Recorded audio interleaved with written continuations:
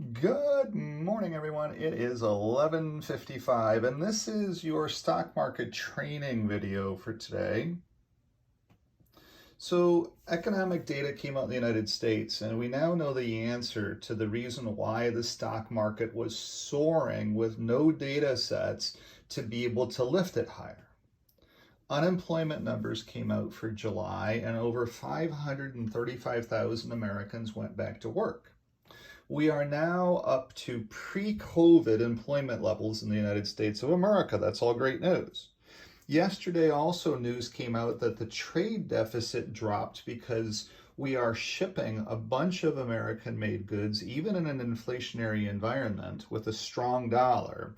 We're shipping a ton of goods across the globe because China can't ship anything. So all of a sudden, globe is looking to U.S. product. And also because the U.S. borders are open, or the U.S., not the borders, but the ports are open compared to what's happening in Ukraine and compared to everywhere else on the globe, that goods can get out on some of these boats going the opposite direction that are sitting there at our ports. We have more boats now in the ocean waiting to come into the United States than we've ever historically had, by the way, from the data sets. But we now know what's driving this market. We know that because Americans went back to work, they're putting money back into their 401k funds. It doesn't matter whether it's $5 or $10 or $50 a week. When every American puts $5 a week or $10 a week or $15 a week into their index, the stock market soars because every Friday all of this new money has to be reinvested back into indexes.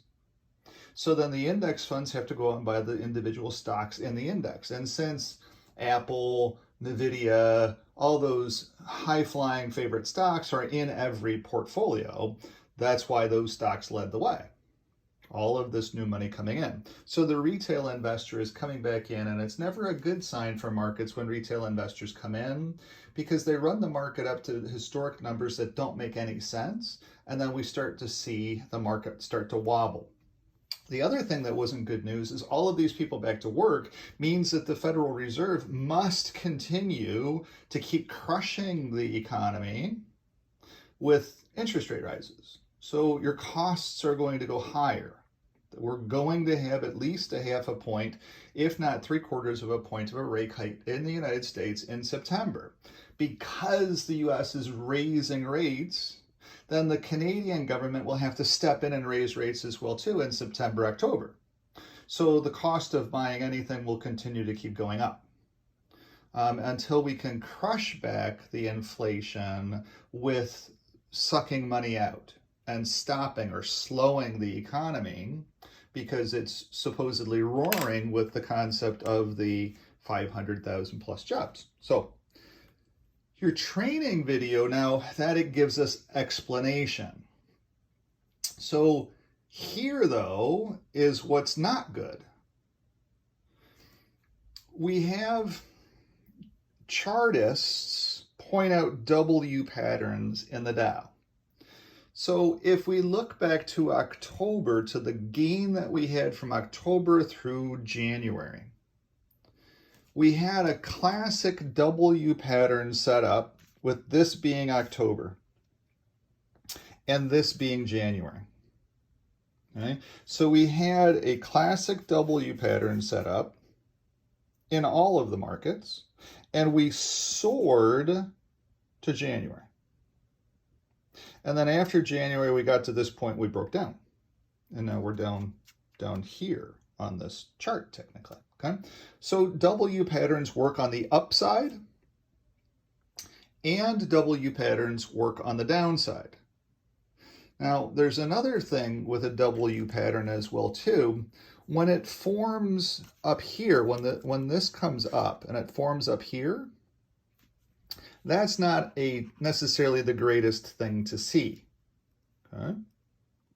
Because that would be a limitation, and it wouldn't be, you couldn't buy in until after it got to here.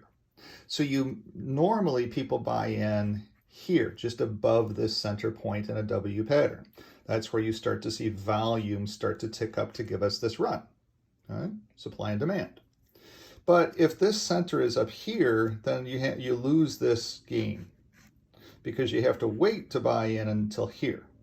And then there's less of a run in your market gain as well too. So anyway, a little bit of information about chartists, and this is also can be a head and shoulders top, so it could also fail and break down miserably. But in October that worked, and it gave us that soaring stock market. Now we have another problem. If I turn my camera up to here, you can see that we have a W pattern breakdown, and I'm going to show it to you on this sheet. So right now today, on all of this great jobs data and great shipping data in the United States, that tells us the Federal Reserve has to continue its process of rising interest rates. Okay? And that's why the market is selling off today. It's renormalizing to some pricing point. But the data set is not looking good from a chartist's perspective. So here's what we have working right now. We have the market opening today and going up and setting its W pattern to a breakdown. This little lever here is the same going up as it is going down. And now we run this risk of going down. Where do we go down to? And this is what I've been waiting for in the data, because I've been saying that the market is overbought. There's no historic data to be able to look at to justify this pricing point on the market. And so when there's no justification for stepping into the market is either consolidating to go up or consolidating to go down. And so now what we're seeing, though, is as the market is selling off 152, the part that we have to watch out for, because we have this pattern set up, and because we do have this confirmation of this turn here, negative, then we could be setting up to something lower. But in the data sets, where is that lower? So the lower is 32,400 is support. And then if we break underneath that at some point in time, Monday, today or Monday, then we're sitting 32,000 roughly. I rounded it up. It's actually 32,032, but let's not think about that. 32. If we break under 32, then we know that 31.9, and then we know that 31, and then we know that 30 could be these points along this trajectory going down. We know these things, okay? What we didn't know was anything that could be forming here, because we were soaring and it didn't make any sense. There was no mathematical data to be able to justify that soaring. So now we have to sit here and wait to find out what our data sets are going to be today, especially after 2:30. Are people going to be long going into the weekend? Or are they going to be finally selling off to a more rationalized level into the weekend? I know for me, my options on Oxy are going to be ending. I'm going to have made money off of that trade, and I'm going to still own my Oxy shares. And crude oil today, since all of these people are going back to work, there's 535,000 people more on the roads now. And you're seeing that data set, by the way, in Toronto. They point out that traffic in Toronto has come back stronger than what it was in COVID. There's now more people on the road in Toronto than historically ever before COVID. It's all good signs for the concept of needing to burn through a whole hell of a lot of oil. So you're seeing the oil market spike up today, $89.99, almost $90 a barrel. Now, it could be going to $130 a barrel, because we know that we are about 1 million barrels a day behind in our production. And now if all of these people are back to work and we're shipping all of these goods across the globe, we're burning through a ton of diesel, we're burning through a ton of regular fuel to be able to move those goods around the globe and to be able to get people to work to be able to produce those goods.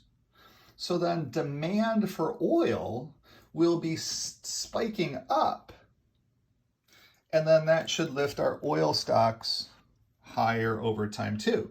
Now, we don't have data sets yet in that trade for oil stocks to come back because that's the one sector that's red right now.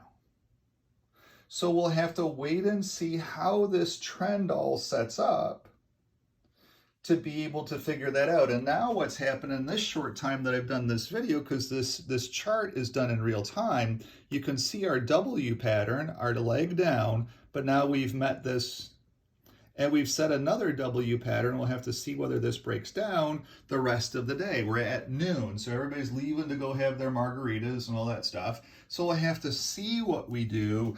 But if we start to see this flattening that we have here start turning down, then it sets our pattern up to get to a rationalized level, which I think is 32.4 today, and then a possibility of 32, then 31.9, not a whole lot of movement here. But then this bigger move is where we need to be cautious about. So we'll see how that all plays out. We'll look at it in the data sets. Today is a great day to be running the spreadsheet. I run the spreadsheet every single day, and we'll see what's going to be going on. There's a couple of different videos I can do about that as well too, heading into this weekend. I'll be doing, of course, my Windsor real estate video as well too here soon. I've got a listing coming up. I got a listing appointment today on a beautiful house in Belle River. If you're looking for a family-friendly house that's probably less than $500,000, I won't know until I see it today. Let me know, because I have a beautiful family-friendly house coming up in Belle River, right next to the baseball stadium, right next to the high school, within walking distance to the elementary school, just in the wonderful town of Belle River, which is one of the most popular areas in the entire city of Windsor Metro Complex. So if you're looking for a house, give me a jingle, 519-995-6145. We might be able to just slide you into that house without it even having to hit the market. But that appointment is later on today, and I'll have more information and more video about that as well too. Have a great day. That's what's going on in the stock market. I hope this education video helps you to be able to see what we're seeing, to say, uh-oh, let's see what's going to end up happening today. It is definitely bears and bulls running today. Have a great day.